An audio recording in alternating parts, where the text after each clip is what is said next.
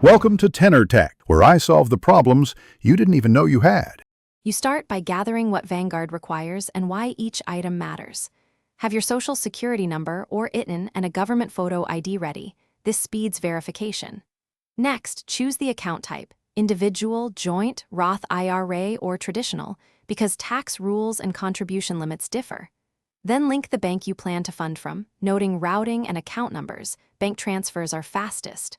Once done, confirm you have at least the minimum amount you want to invest, so you can complete the funding step immediately. Now you create the account on Vanguard's site and follow the form prompts step by step. You will enter personal details, employment, and tax status because they determine withholding and account suitability. Link your bank account using instant verification or micro deposits.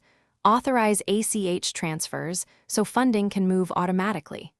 Then pick the index fund by ticker or fund name. Choose a dollar amount or percentage for initial and recurring investments, and review expense ratios and any transaction fees. Finish by confirming the funding cleared and that the trade executed.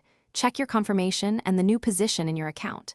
Make sure you add beneficiaries for IRAs, enable auto-invest if you want recurring buys, and verify contribution limits for tax-advantaged accounts. Once everything looks right, set alerts and document login recovery options. If something goes wrong, like pending verification or a failed transfer, check Vanguard emails, your bank connection, and then call support with your ID ready so they can resolve holds or mismatches quickly.